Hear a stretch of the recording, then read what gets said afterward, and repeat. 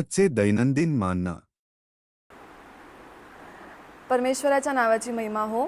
नवा दिवस नवी आशेमध्ये मी आपल्या सर्वांचं स्वागत करीते. आजचं वचन घेऊन वाचूया.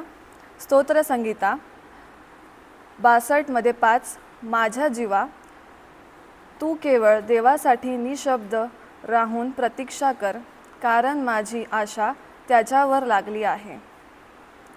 इथे आपण आपल्या जीवाला सांगत आहोत की आपण आपला जीव म्हणजे आपलं जीव जे आहे, आपलं हृदय जे आहे, जे म्हणतं ते आपण करतो.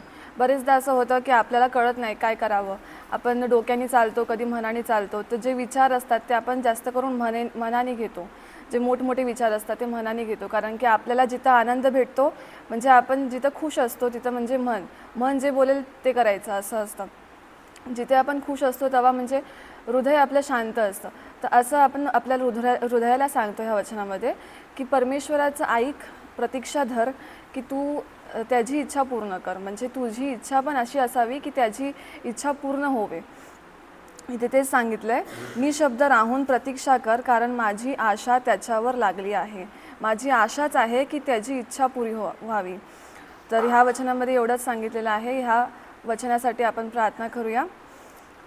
हालेलुया, स्तुती राजा, धन्यवाद परमेश्वरा. ह्या वचनासाठी मी धन्यवाद करते की हे वचन तुम्ही माझ्यासमोर आणलेस. धन्यवाद परमेश्वर. ह्या वेळेसाठी पण मी धन्यवाद करते. जे व्यक्ती ह्या वचनाला ऐकत आहेत, परमेश्वरा तू त्यांना आशिषित कर.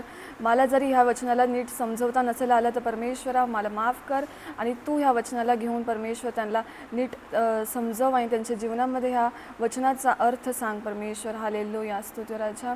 ह्या वचनासाठी मी धन्यवाद करते पुन्हा एकदा. छोट्याशा प्रार्थनाला परमेश्वरा तू ऐक आणि कबूल कर. आमेन.